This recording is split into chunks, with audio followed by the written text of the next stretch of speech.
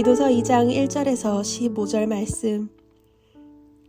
오직 너는 바른 교훈에 합당한 것을 말하여 늙은 남자로는 절제하며 경건하며 신중하며 믿음과 사랑과 인내함에 온전하게 하고 늙은 여자로는 이와 같이 행실이 거룩하며 모함하지 말며 많은 술의 종이 되지 아니하며 선한 것을 가르치는 자들이 되고 그들로 젊은 여자들을 교훈하되 그 남편과 자녀를 사랑하며 신중하며 순전하며 집안일을 하며 선하며 자기 남편에게 복종하게 하라.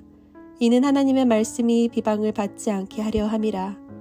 너는 이와 같이 젊은 남자들을 신중하도록 권면하되 범사에 내 자신이 선한 일에 본을 보이며 교훈에 부패하지 아니함과 단정함과 책망할 것이 없는 바른 말을 하게 하라. 이는 대적하는 자로 하여금 부끄러워 우리를 악하다 할 것이 없게 하려 함이라. 종들은 자기 상전들에게 범사에 순종하여 기쁘게 하고 거슬러 말하지 말며 훔치지 말고 오히려 모든 참된 신실성을 나타내게 하라. 이는 범사에 우리 구주 하나님의 교훈을 빛나게 하려 함이라. 모든 사람에게 구원을 주시는 하나님의 은혜가 나타나 우리를 양육하시되 경건하지 않은 것과 이 세상 정욕을 다 버리고 신중함과 의로움과 경건함으로 이 세상에 살고 복스러운 소망과 우리의 크신 하나님 구주 예수 그리스도의 영광이 나타나심을 기다리게 하셨으니 그가 우리를 대신하여 자신을 주심은 모든 불법에서 우리를 속량하시고 우리를 깨끗하게 하사 선한 일을 열심히 하는 자기 백성이 되게 하려 하심이라. 너는 이것을 말하고 권면하며 모든 권위로 책망하여 누구에게서든지 업신여김을 받지 말라. 아멘.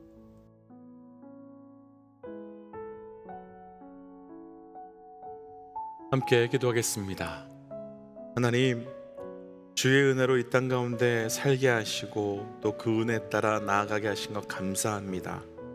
하나님, 주께서 우리를 예수 믿는 자로 불러주셨으니 그 예수 믿는 자로 오늘도 살아갈 수 있도록 함께 은혜 더하여 주옵소서. 이 모든 말씀 예수님 이름으로 기도하였습니다. 아멘. 할렐루야. 죽을 수밖에 없는 우리에게 예수 그리스도의 보혈을 허락하시고 그를 통해 우리에게 생명을 허락하시고 또 구별된 자로 그리스도인으로 살아갈 수 있는 이유를 허락하신 우리 하나님 이름을 높이 찬양합니다. 오늘 우리와 함께 나눌 말씀의 제목은 그리스도인이라면 이라고 하는 말씀의 제목입니다. 어제 말씀에서 나누었지만 디도서는 바울이 그들의 섬에서 목회하고 있는 영적 아들과 같은 디도에게 어떻게 교회와 성도를 섬기라고 알려준 바로 목회서신입니다. 그러나 이 목회서신은 단순하게 어떻게 목회를 하고 또 어떻게 성도를 대해야 되는지를 알려주는 목회 기법 혹은 목회 방법을 알려주는 말씀이 아니라 바로 목회의 본질 중에 본질은 복음과 그 복음이 우리의 삶과 성도의 삶에 어떻게 해야 나타날 수 있는지, 어떻게 살아갈 수 있는지에 대한 말씀으로 채워져 있습니다. 그래서 어제 말씀에서는 이 땅에서 그리스도인으로 살기 위해서 가장 먼저 내가 어떤 존재인지를 먼저 정리했고, 오늘 말씀부터는 실질적으로 그런 우리가 어떻게 살아가야 되는가에 대한 말씀으로 시작이 됩니다. 오늘 말씀을 통해서 이 땅에서 우리가 온전한 그리스도인으로 살아가기 위해서 어떻게 살아가야 하는지 그 삶의 방법에 대한 부분을 함께 묵상하고 우리 삶에서 온전한 그리스도인으로 살아갈 수 있는 영적 결단이 우리에게 있으시기를 주의 이름으로 도전합니다. 그리스도인이라면 첫 번째, 먼저 오늘 본문 중에서요, 우리 1절 말씀 함께 좀 읽어볼까요? 1절입니다. 오직 너는 바른 교훈에 합당한 것을 말하며. 아멘.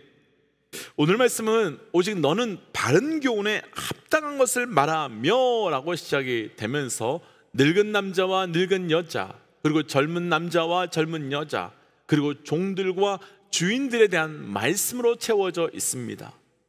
이렇게 여러 가지로 구분되고 있지만 사실 구분해 본다면 이 구분은 세대에 대한 구분이며 남성과 여성에 대한 구분이며 신분에 대한 구분으로 아주 간단하게 정리해 본다면 이 구분에 해당되지 않는 사람은 단 한 사람도 없다고 할 수 있을 것입니다. 그렇다면 이 장의 말씀은 모든 믿음의 사람들에게 모두 해당되는 말씀이고, 모든 사람들은 각자 자기에 해당되는 신분, 해당되는 세대, 해당되는 성별에 따라서 말씀 앞에 반응하며 따라가야 하는 기준이 있고, 바울은 디도에게 그 기준을 제시해 주면서 그 기준을 성도들에게도 동일하게 도전하라고 말하고 있는 겁니다.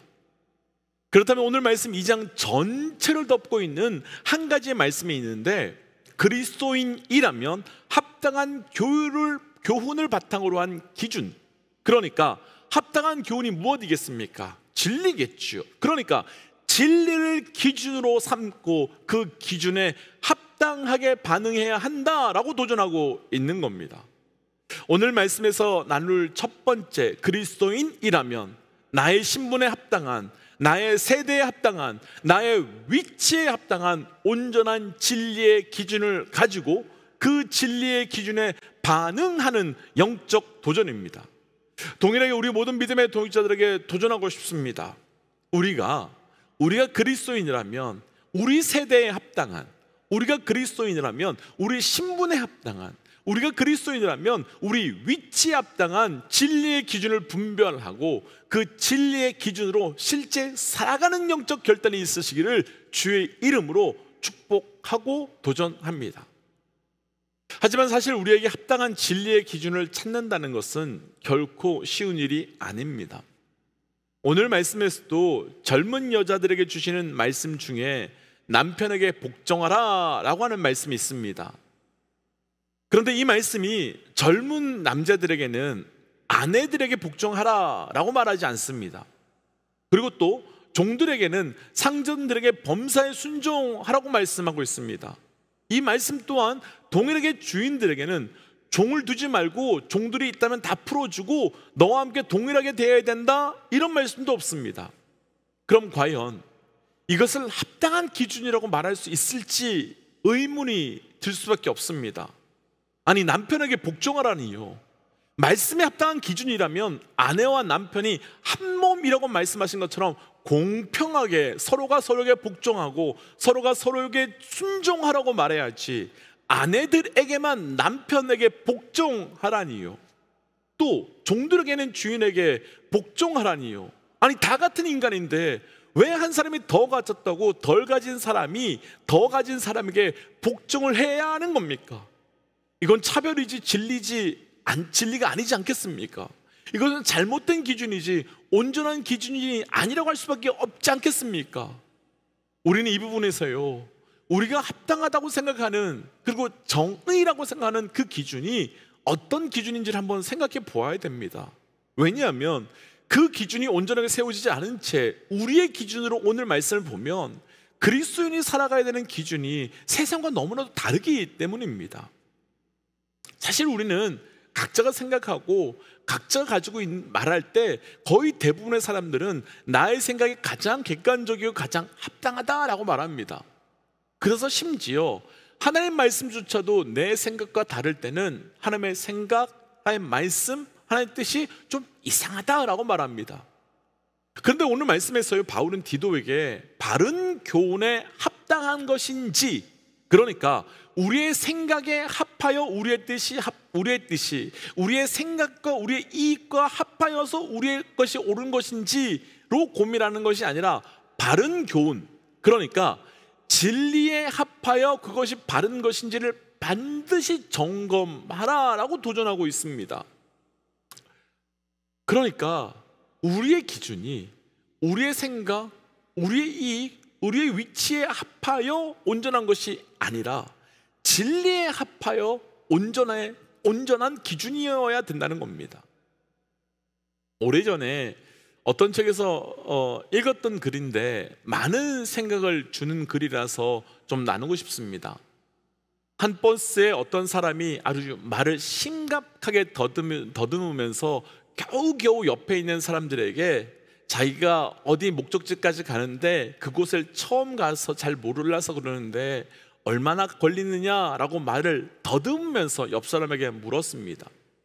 그렇게 말을 더듬으면서 정말 어렵게 질문했음에도 불구하고 그 질문을 들은 사람은 어떤 대답도 하지 않고 그냥 무시했습니다. 그것을 지켜보고 있었던 옆에 사람은 화가 나서 말을 무시하며 아무런 대답을 하지 않는 그 사람의 멱살을 잡고 밀치면서 말을 더듬는 장애가 있는 사람이 정말 어렵게 질문했는데 왜 사람의 말을 무시하느냐라고 말하면서 어떻게 사회적 약자를 무시하냐, 나 용서할 수 없다면서 화를 내면서 그 사람의 멱살을 잡고 때리려고 했었습니다.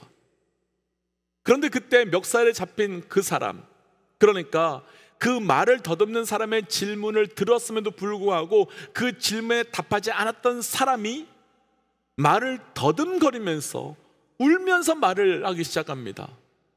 사실 나도 말을 더듬는데 내가 말을 더듬으면서 이 사람의 말에 질문에 답하면 자신을 흉내낸다고 오해하고 그러면 그 사람에게 더 큰 상처를 주게 될 것 같아서, 그리고 그 상처는 누구보다도 내가 너무도 잘 알기 때문에 나는 차라리 대답하지 않기로 결정했다라고 말하는 겁니다. 그러면서 그 글 끝에 결론으로 그 작가가 제시하고 있는 이야기가 그런 이야기였습니다. 자신의 정의가 늘 정답이 아니라는 것을 늘 점검해야 한다라는 이야기였습니다. 이 이야기는, 이 예화는 전혀 기독교인 이야기가 아닙니다. 하지만 그 어떤 사람들보다도 우리 기독교인들이 반드시 살펴보아야 하는 내용이 포함되어 있습니다. 우리는 은연중에요, 내가 말하고 내가 생각하고 내가 결정하는 것이 정의이고 옳은 기준이라고 생각합니다. 맞습니다.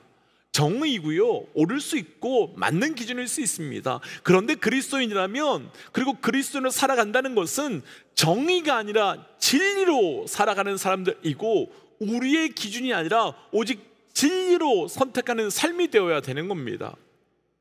그래서 다시 도전하기는 우리의 삶의 온전한 진리의 기준으로 살아갈 수 있는 나의 기준, 나의 뜻이 아니라 그 진리의 기준으로 살아갈 수 있는 영적 은혜가 있으시기를 주의 이름으로 도전합니다.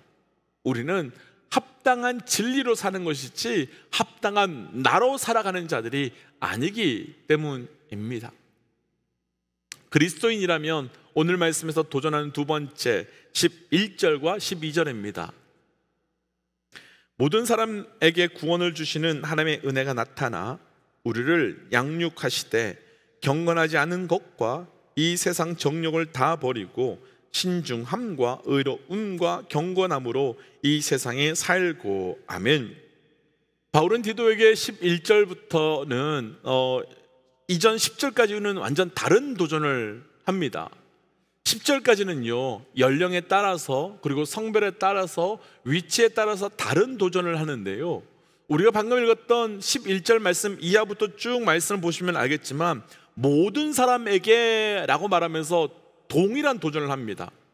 그러면서 바울은 크게 세 가지를 도전을 하는데요, 첫 번째는 12절에서는 이 세상의 정욕을 버리고 이 세상을 살아야 한다라고 말하고요, 두 번째 보세요, 신중함과 의로움과 경건함으로 살아야 한다라고 말하고요, 그리고 세 번째는 13절에 한번 보시면 우리의 크신 하나님의 구주 예수 그리스도의 영광이 나타나기를 기다려야 한다라고 도전합니다.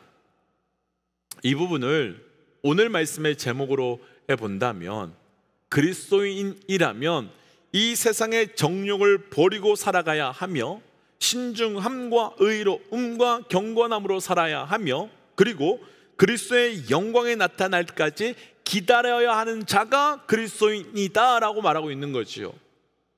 그런데 문제가 있습니다. 사실 우리가 이 땅에서 그리스도인이라면 이렇게 살아야 하는 것 알고 있습니다. 이건 비단 그리스도인들만 알고 있는 것이 아니라 예수 믿지 않는 세상도 그리스도인들은 이렇게 살아야 된다는 걸 알고 또 말하고 있습니다. 그런데 문제는 이렇게 살아야 하는 것 알지만 이렇게 사는 것이 결코 쉽지 않은 것이라는 겁니다.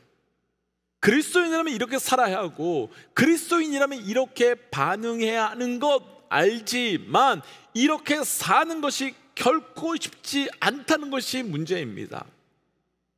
그런데 바울이 디도에게 도전한 말씀을 자세히 한번 보시면 바울은 그리스도인들이 그렇게 살아갈 수 있는 방법을, 그리스도인들이 그리스도인으로 이렇게 살아갈 수 있는 근거를 먼저 제시하고 도전하고 있는 것을 알 수 있는데, 바울은 11절이 시작되면서 모든 사람에게 구원을 주시는 하나님의 은혜가 나타나서라고 말합니다. 그러니까 하나님의 은혜가 나타났기 때문에 정욕을 버리고 세상을 살고, 하나님의 은혜가 나타나기 때문에 신중함과 의로움과 경건으로 살며 그 그리스도의 영광을 끝까지 기다리며 살 수 있게 되는 겁니다. 그렇다면 바울이 이 땅에 그리스도로 살아가는 사람들에게 진짜 도전하고 있는 것은 무엇이겠습니까?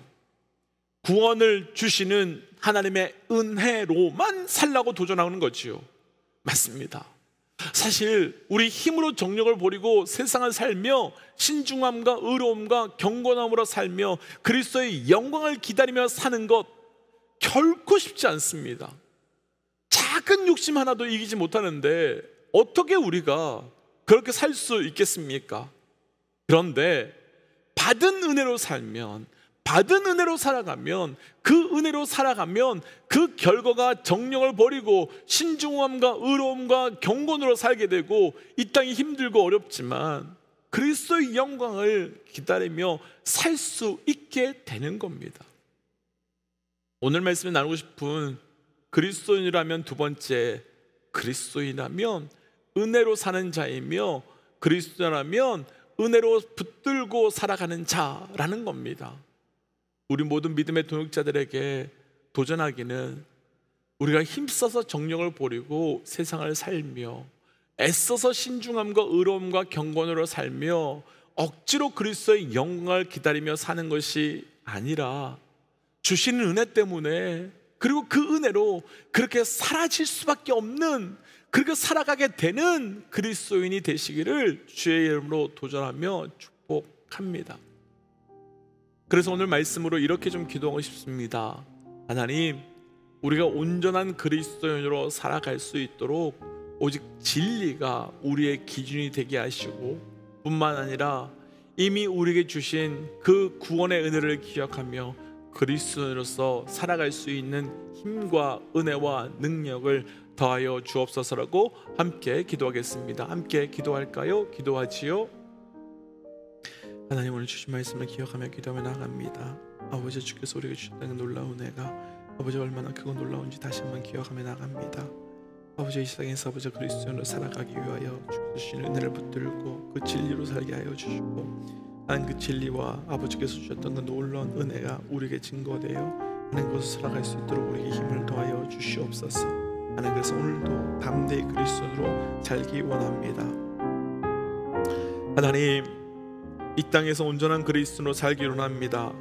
하나님, 온전한 그리스도인으로 살기 위하여 진리의 근거한 합당한 기준으로 살게 하여 주시고, 주께서 내게 베풀어 주신 은혜가 얼마나 크고 놀라운지를 고백함으로 살아가는 자 되게 하여 주옵소서.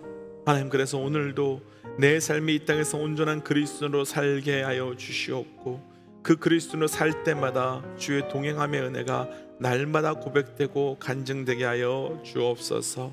이 모든 말씀 예수님 이름으로 기도하였습니다. 아멘. 사랑하는 믿음 여러분, 그리스도인으로 산다는 것은 진리가 기준이 되는 것이고 은혜가 우리의 능력이 되는 것입니다. 오늘 하루가 그런 하루 되시기를 주의 이름으로 축복합니다. 함께 선포하고 또 삶의 자리로, 또 기도의 자리로 돌아가지요. 함께 선포하겠습니다. 하나님은 살아계십니다. 아멘. 승리하십시오. 함께 기도하지요.